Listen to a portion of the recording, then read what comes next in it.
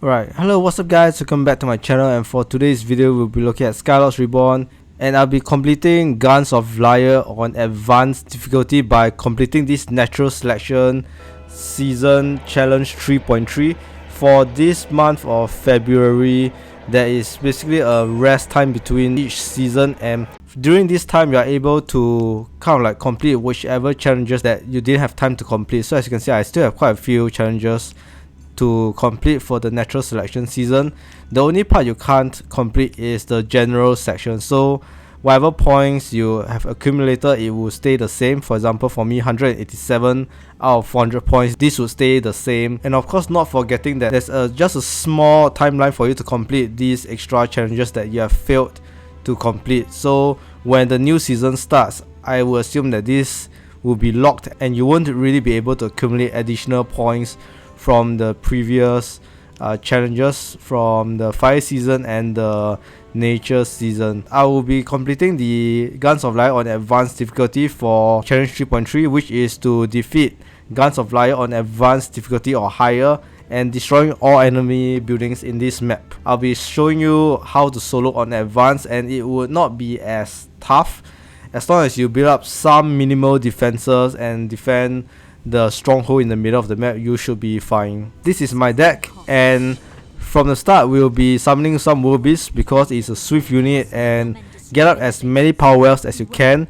The more power wells that you get up, the easier it is for you to complete this game later on in the game itself. So you can get up the power wells here, these two, one and one at the top here.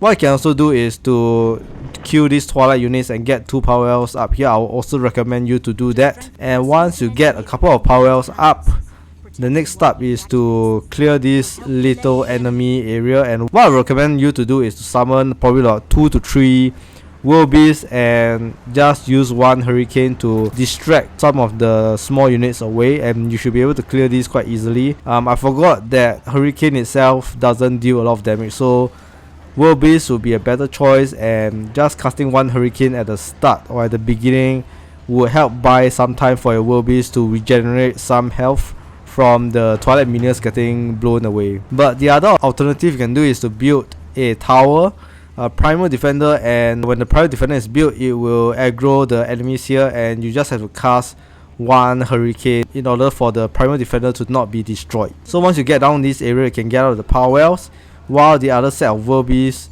would be running from here all the way to the bottom here to get your tier 3. So just right off the bat in the game, you will have tier 3, which is very easy for you to defend your base, your Rogan's Fortress and your bottom base here. The good thing about advanced difficulty is that the enemy waves are not that strong, and you would have a lot of time to build up your defenses, so not to worry about this. So let me just show you. Yes, I forgot to mention that the Primal Defender will also attract the Twilight units at the bottom here. So what you can also do is to destroy your Primal Defender, have your Werebeast run away and get up your powers here, so that you don't have to face this Twilight army.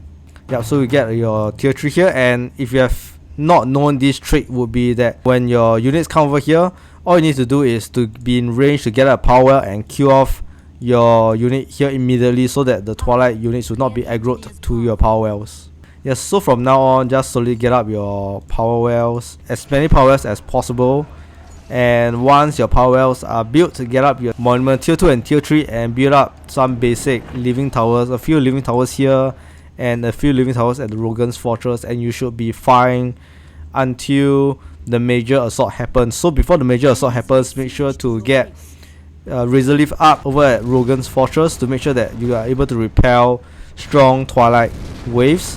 While at the bottom, all you have to do is to build more living towers and cast some CC spells for your living towers to kill off the Twilight Devastators that will spawn after 10 minutes. So as for now, it will be just to build up your power wells and to get up your monuments. And yep, now I'll be building living towers, and make sure to protect Rogan's Fortress as well.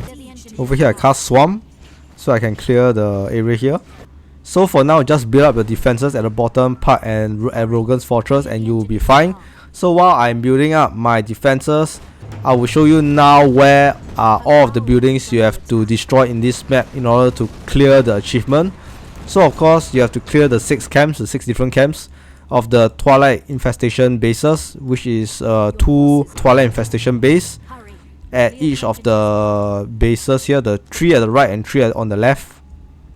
There'll be 2 buildings. Of course, at the top, once you have gotten your tier 3, or at the bottom here, there will be 1 building here, the Infected Tower, at the same at the top area here, which you have to destroy. Following areas will just be at the bigger Twilight camps at the top and the bottom, where it will trigger the final wave of Twilight units. So this is the top area, a few buildings.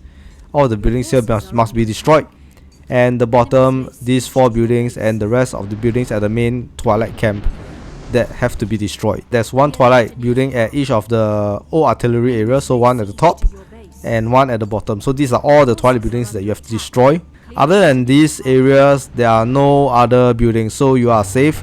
There are no random buildings lingering around the running route, so you don't have to worry about any random buildings. So now that I've told you what or where are the buildings that you have to destroy, now I'll resume to showing you my gameplay on what kind of buildings or defenses I've built. So it's really very simple, just a couple of living towers at the bottom and living towers at the top. And once you have Razorleaf, it will be very easy for you to take down enemy units. So at the bottom here, how you'll be getting a tier 4 is to cast Swarm and have a couple of units come and Werebeast for ground presence. So your Swarm, when summoned, will have barrels that can cast acid speed, which destroys the walls. And then you have your Thunderstorm to get rid of a lot of the Twilight units over here. And following that, all of the units here just cast a Thunderstorm and you will be destroyed quickly and you're able to get your tier 4 up. So not to worry about this, it will be quite simple. And once you got tier 4, make sure to build up your Howling Shrine. So this is easy. As you can see, I have CC spell or like the Ensnaring Roots, so that the Twilight Devastator will not reach my living towers and attack them. And Howling Shrines are very important because they buff up your root network by quite a bit. And if they are not being attacked or they are not attacking anything, it will contribute to quite a few supporters itself. So as you can see, I also cast CC spells here so that to prevent the Twilight Devastators from coming very close to the base, and my living towers will be attacking the Twilight Devastator, which would kind of like debuff my Razorleaf as it has fewer supporters from the root network. So now I got Forest Elder, it will be one of my attacking force and a moving breeding grounds for me to summon Giant Wyrm. So I'm just gonna get up more powers, but this is not a necessary step. I recommend you destroying the bottom buildings first before the top, because you would then have 1 fewer defensive position to look after. So recommend you getting rid of this building first before the north base. So you can see with tier 4 it's very easy to get rid of all of the Twilight units, and why I'm destroying the base here is to get up more power wells, and in case my monuments get destroyed here at my starting base, because the final Twilight wave can be quite strong. Then I split my Giant Wyrm to get rid of the spawning buildings so that we are able to clear the map faster. On to the next camp. Base. Hurry. Clear the engineer's path. Well done. Yeah, as you can see, I split my Giant Wyrm to clear much more quickly. As you can see, there's quite a bit of multitasking to do because there's a lot of areas to clear. So there's a bit of lag time between when my units would move to attack the next base.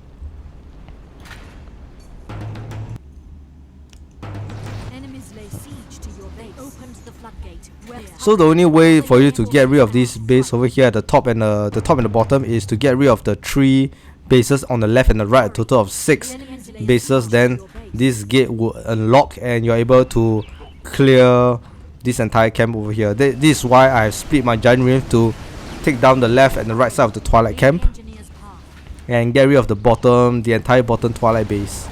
As you can see, I got Lifestream, which is over here, which will help my Giant Wyrm to take lesser damage. Alright, now we have destroyed the bottom Twilight manifestation base. This final wave will appear and it is really quite strong. So once the bottom is destroyed, make sure to get up your Giant Wyrm and to help defend your base. Cast CC spells to prevent this Twilight Hawk and Twilight Abomination from destroying your towers quickly. And of course some spells, Thunderstorm, to get rid of or to deal damage to the Twilight units. As you can see, my monument will be destroyed, but I am not so worried about it because I have another monument here which I can get up at any time. So now this is done, your more than halfway past this map, and the next stop is just to clear off the buildings at the top side of the map. In the meantime, when you have enough power or when your card charges, just keep building more Howling Shrines. This will help buffer your entire root network and make sure Razorleaf is always dealing max damage. As you can see, my Giant Reef is just taking down all of the buildings, and I just want to take down the wall as well in case that is counted as a building, but you don't have to worry because the wall is not a building, so you don't have to destroy the walls, and just clear the entire top side of the map and kill off the final Twilight wave, and you will be able to win this game. So yes, this is the final attack. And for this final attack, it's slightly more easier because the Twilight units are split. Some went from the top and some went to the bottom side. So it will be much more easier to take down this last Twilight wave. And yes, this is how you complete Guns of Lyr, by destroying all of the enemy buildings, and this will allow you to achieve Challenge 3.3 of the Natural Selection Season on Advanced difficulty. So if you have trouble finding a team, this will be a guide for you to play on solo, and combat, if you play Expert difficulty, you get 5 more points. So this is just a very easy way for you to get this additional point when you can't really find any more players. And of course, if you enjoyed this video, don't forget to hit the subscribe button, and I'll see you guys again real soon for my next video.